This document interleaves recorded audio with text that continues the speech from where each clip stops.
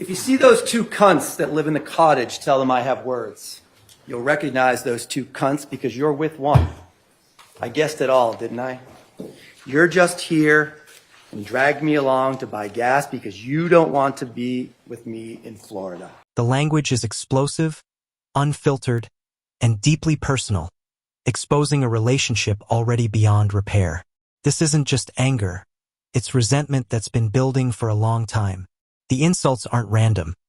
They reveal jealousy, insecurity, and control issues boiling over. You can feel the emotional chaos spilling out, giving us a direct window into the mindset behind the conflict. As an intro, it hooks you instantly because it feels real, uncomfortable, and dangerous. It makes you wonder how something this toxic didn't end much earlier, and what it might eventually lead to. Like that morning in Florida, you baited me with that cunt on the phone to say out loud that you don't want to be there. And when we left so abruptly, it's exactly what I said, that as soon as we got home, you'd leave. And you did just that, even though you promised otherwise. If you don't want to go back to Florida, just say so. If you and I are done, just say so. I'm not going to fork over another penny for you to fuck me over ever again. Because I know that you'll just still drag that skank bitch back with us. You keep complaining about the cold and that you want to go home. I want to be in Florida. You only want to be in Florida or anywhere else with my money. Obviously, I am not the one you want to be with because you fucked me over today too. The argument shifts from insults to accusations, and that's where the real story starts to unfold. We see themes of manipulation, financial dependency, and emotional betrayal taking center stage.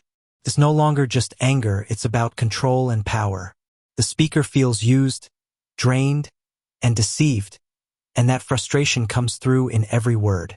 There's a clear imbalance in the relationship, where money and loyalty are constantly weaponized. This section builds the emotional foundation of the case, showing that this wasn't a sudden breakdown. It was a slow, toxic unraveling that had been building over time. I started the closing the same way I started the opening, with the words written by Judy Church, the first time in her notebooks and this time in the notes section of her phone. The Commonwealth can call witnesses, we can introduce evidence, we can talk about the science. But nobody can give you a better picture, nothing can give you a better picture of the nature of the toxic and dysfunctional relationship that existed between Judy Church and Leroy Fowler than the own words that come out of the pen of Judy Church. She's the one that describes that relationship using those vile words, which I've used during the course of this trial because they're important. In a courtroom, we don't pretend that words don't mean what they mean. We don't say the C word. We use the words that people actually say. In the defense, they won't say it because they know how vile it is. They know how angry it makes Miss Church. They know how much she had to have hated Barbara Randall to use that word over and over and over again. She used it with her friends. She used it with Leroy. She used it with the... This is where the prosecutor steps in and reframes everything we just heard. Instead of chaos, we now get structure and purpose. The same harsh words are no longer just part of an argument. They become evidence. The focus is on how language reflects mindset and how repeated patterns reveal deeper truths. The prosecutor carefully emphasizes that these weren't isolated moments but consistent behavior. It's a strategic move, turning emotion into something tangible and persuasive. This part marks the transition from personal conflict to legal narrative, where every word starts to carry serious weight. Police, the first time they show up at her house, not knowing a single thing about Leroy, not knowing a single thing about Judy Church, she says, oh yeah, she describes his other girlfriend as the cunt. This was not a healthy relationship. This relationship was toxic. Judy Church hated Barbara Randall. She hated that Leroy left her to go see Barbara. And it was a horrible thing, right? This is a horrible relationship. Leroy Fowler was doing horrible things, right? He treated Judy poorly. He treated Barb poorly. And Judy, she just hated it. He left her alone over and over and over again. Every time he left her to go to Barbara's house, what he was telling her, what he was saying to her was, "You're not enough. You're not wanted. You're not loved. I need more than you can give me."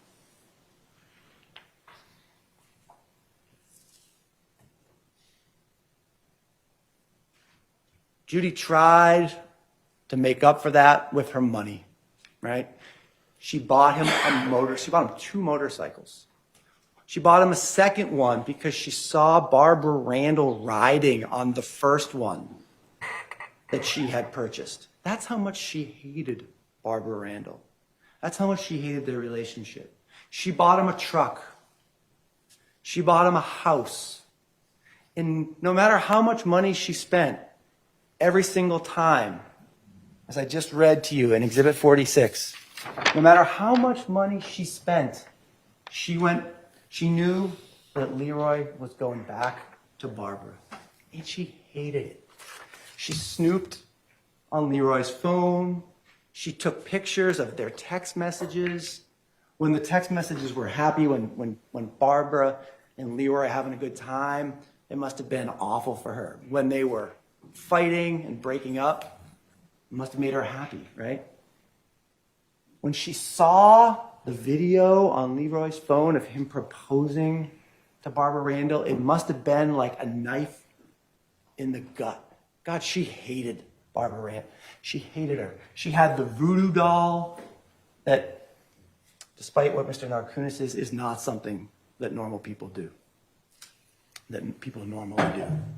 Now we see the full picture of the love triangle, and it's driven by obsession, jealousy, and rivalry. The emotional pain is no longer subtle, it's consuming. Every action, from spending money to tracking messages, shows someone trying desperately to hold on while being constantly rejected. The presence of a third person fuels that resentment even more, turning insecurity into hatred. This isn't just heartbreak. It's humiliation repeated over time. The prosecutor paints a clear image of someone pushed to the edge emotionally, making the idea of motive feel disturbingly believable. It's just not. Leroy removed Judy's name, the tattoo that he had over his heart, at Barbara Randall's urging. God, how painful did this have to be for Judy? No matter what she did, he always went back to Barbara every single time. She had to know, no matter what she did, he was never going to be faithful to her. He was never going to stay with her. Now, it was described during the trial by Mr. Scully as an open relationship. Judy herself told the police, "He cheats on me." She knew this was what it was. She knew this was cheating. This was not an open relationship. This was toxic. This was horrible. It was dysfunctional. It was just horrible what he was doing to her. And she made the decision to poison him. Mr. Narcisse says, there's no motive. There is motive all over this case. Not only is there motive, there's means and there's opportunity. Judy Church was the only person with Leroy Fowler the night that he died. Leroy was a perfect victim of ethylene glycol poisoning. His diet seems to have consisted entirely of soda, Powerade, cupcakes, and coffee milkshakes. Those were his 4 food groups. The man didn't eat anything or drink anything that wasn't pure sugar. The perfect vehicle for hiding ethylene glycol in the poison you're going to give somebody.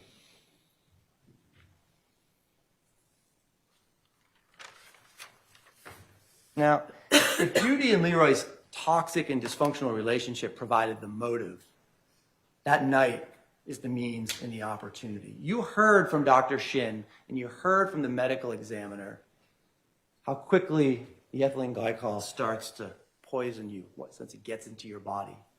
The only person that was there that night with Leroy was Judy Church. Now, Leroy knew enough to not drink ethylene glycol on his own, right?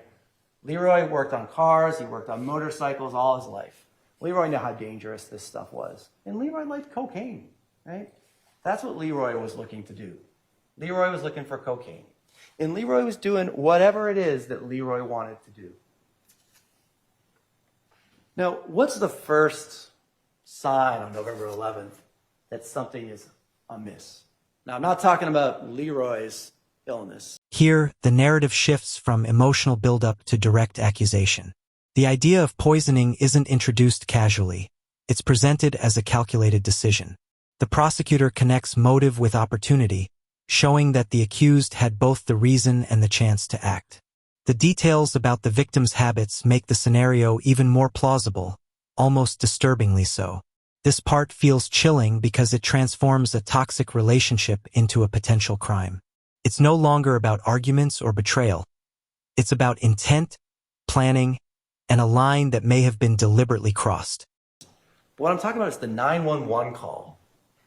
What does Judy say in the 911 call? Yes, 108 Central Ave. We need an ambulance. Hear what's going on there?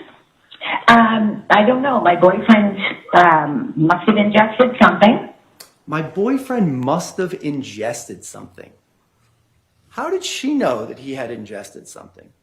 People only use the word ingest when they're talking about poison. No one says, I just ingested some water, or I just ingested my morning cup of coffee. You ingest poison. And Judy used that word because, not because she was admitting that she'd committed the crime, but because that's what was on her mind. She knew full well that he had ingested something. Now, the EMTs show up, and they don't know that he's ingested something. The first thing that they say to each other is, oh, maybe it's neurological, right? They take him to Anna Jakes. Anna Jakes doesn't know that he ingested something right away. They're still working. They're trying to figure out what happened to him. Doctors, nurses, nurse practitioners, they don't say, oh, yeah, he must have ingested something. No, only Judy Church says he must have ingested something, knowing full well that that's actually what happened. Before the EMTs get there, there's the videos. Those videos are horrible. They are chilling. They are the best possible evidence of murder in the first degree with extreme atrocity and cruelty. Usually you have to rely on a medical examiner or a doctor or a witness to say, oh, the victim was suffering. You don't have to rely on any witness. You don't have to rely on any person who came in and testified. You get to see for yourself how much pain, how much agony, how bad it was for Mr. Fowler that morning. He can't stand. He can't get up no matter how many times he tries. He can't talk. He can't breathe. He is moaning in agony. What does Judy Church say to him? Are you having fun?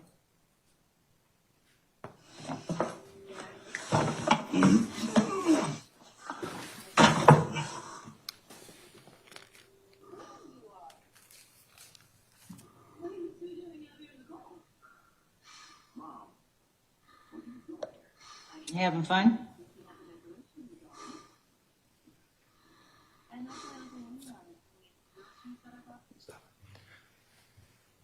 If the person that someone loves is on the floor, unable to stand, unable to walk, unable to talk, you don't pull out your phone and you start videotaping. You call 911. For any of those things, you can't stand, you call 911. They can't talk, you call 911. They can't breathe, you call 911. Their stomach is like that, you call 911. He's got all of these things. And for a half an hour, she sits on that bed and she videotapes him. She tells the police she gave him a pillow, she gave him a blanket. It's not on the floor, nothing. The only thing that's on the floor is the dog bed.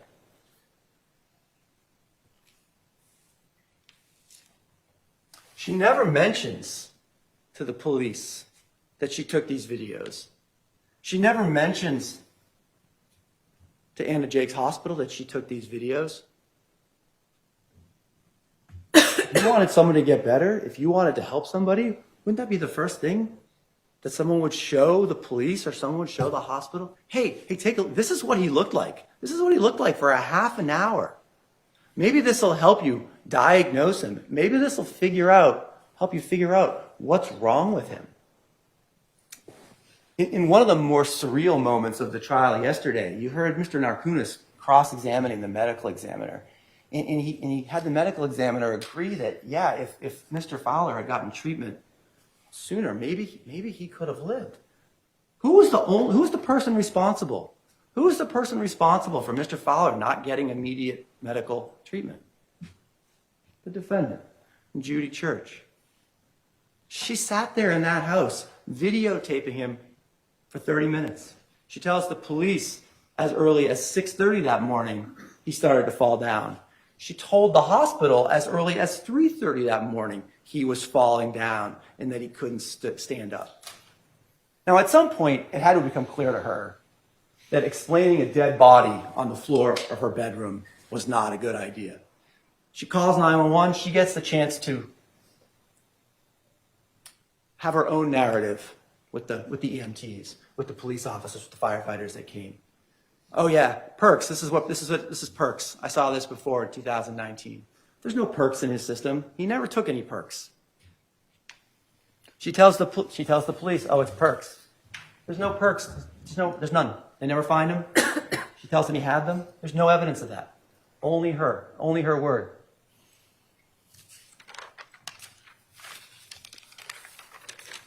Even before November 11th, it appears that Leroy was ingesting ethylene glycol. His symptoms, as described by Michael Hawkins, were the same symptoms that you heard about for stage 1 of ethylene glycol poisoning. You heard Dr. Shin from Mount Auburn talk about the kidney problems, the kidney failure that it looked like Leroy was experiencing, and how that could have been, how concerned she actually was for someone who's not even with us anymore about the fact that he couldn't urinate. One of the most serious symptoms that she could tell you about kidney failure. Judy talked openly to everybody about poisoning Leroy Fowler. Now she says it's a joke. As Tammy Fowler said when she was on the stand, it's not so funny after Leroy is poisoned. She texted people about poisoning. She texted, I want to poison somebody, and I have somebody picked out. This was in September of 2022, weeks before Leroy died of ethylene glycol poisoning. Told the police how they used to watch true crime. She called them the murder shows. Perhaps in answer to Mr. Narkunis' questions, that's where she learned what ethylene glycol could do.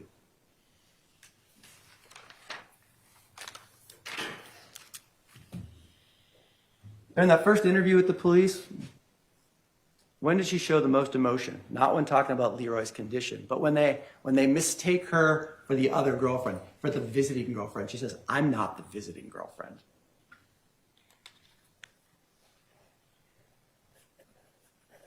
Two months before his death, she took a picture of his room. And it was that exhibit that we talked about a couple days ago, the orange liquid in the cup. See it on the screen. The defense insisted, no, it's red. It's red. It's red. Well, Sergeant Williams insisted, no, it's orange. And you can see it's orange. And it's exactly the same color as the liquid in the Powerade bottle. Why would anyone take that picture? Why would you ever take a picture of that on your phone of what somebody's drinking? Is it another trophy? Like the videos that she took of Leroy as he lay dying on her floor? We don't know, but what we do know is that orange is the exact same color as the orange in the Powerade bottle. That picture taken in August of 2022.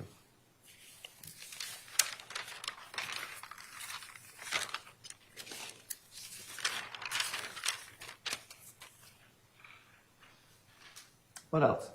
The murder weapon, the Powerade bottle. It was found in her kitchen. It has her DNA on the mouth of the bottle, underneath the cap. That's not transfer. That did not sit in that recycling bin and pick up DNA underneath that cap. You heard Mr. tell you, she swabbed the swab underside cap, was not picking up DNA from anywhere. No matter, Mr. Lakin can tell you about transfer all he wants, but DNA really, it really does come from touching things and drinking from things.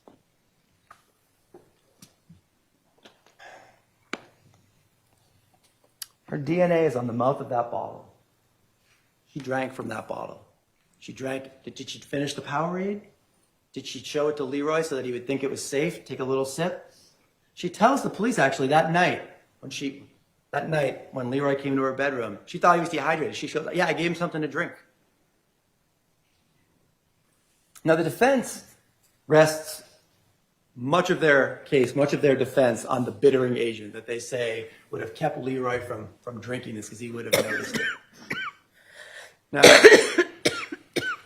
you heard from NMS that they don't have this test. State Police Crime Lab doesn't have this test. Now, and the defense says, well, the state police, Trooper Williams, should have gotten this test done. Can you imagine the uproar from the defendant if the Commonwealth of Massachusetts had called up a random marijuana testing company with no forensic abilities at all to do a test in this case? Can you imagine the outcry? Mass State Police call weed company testers to test evidence in a murder case. Now, these are the same people, when you heard the testimony yesterday, that provided their results to a different defense expert 2 months before they actually did the tests. I think the less said about MCR labs, the better.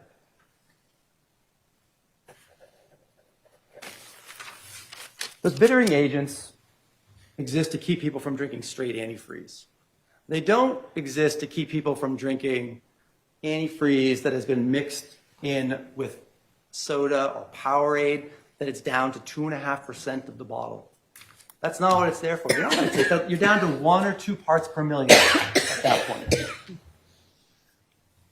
Regardless of the Bitrex that was in that Powerade, one of the uncontrovertible facts of this case is that Leroy Fowler had ethylene glycol in his blood. He had it in his body. He had it in his system. That's what he died from. Dr. Shin agrees. The medical examiner agrees. And if you look at the Beth Israel records, you'll see that that's what he died from as well, despite the representations made in the closing by Mr. Narkunis. Right at the top of the Mount Auburn records, it's right at the top of the differential diagnosis, is ethylene glycol poisoning. And that was before they even had the 52 milligrams per deciliter number of ethylene glycol in Mr. Fowler's blood. Leroy drank ethylene glycol within hours of that video being taken on November 11th. He had to have drunk it in the house. He had to have drank it that night. Judy Church had complete and utter access to his food and his drinks. In her interview, you heard her say, "You won't find Leroy's fingerprints on a pot or a pan." She did his cooking. She made him his drinks. She made him his milkshakes. He was the perfect victim. He had COVID and lost his sense of taste. He destroyed his taste buds with years of cocaine use and cigarettes. He was the perfect victim for an ethylene glycol poisoning murder. That is motive, means, and opportunity. Leroy didn't kill himself. If he had, the bottle of antifreeze would have been sitting in his bedroom, right? Someone shoots themselves, the gun falls to the ground. It's there underneath the body. Someone takes pills, you take a whole bottle of pills, the pill bottle is there. There's no antifreeze there. If he had been drinking that himself, just drink it, kill himself. No, there's absolutely no evidence of that. As Judy Church told the police numerous times, oh, Leroy thought far too highly of himself to kill himself. Not a single person came in here and gave a shred of evidence that suggested that Leroy Fowler was going to kill himself. Leroy Fowler liked his life. He liked having Judy buy him things. He liked being able to go to Barbara when he wanted to. He wasn't the one with the problem in this relationship. Judy was. Now, a few minutes, well, that's actually been a long time now. Almost an hour and a half ago, the judge explained to you the elements of first-degree murder, the two theories that the Commonwealth is proceeding under, premeditation and extreme atrocity and cruelty. Now, with respect to premeditation, there are few things in the world when you're going to kill somebody that require more premeditation than taking a poison and adding it to someone's drink.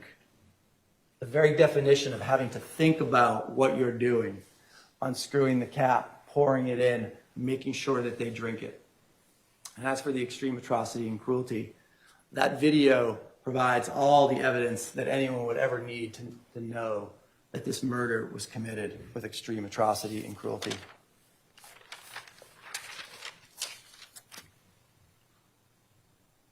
Leroy Fowler was not always a good man, but he did not deserve to die the slow, horrible, painful death that Judy Church inflicted on him. All that she had to do was leave. All that she had to do really was kick him out. He didn't have a house.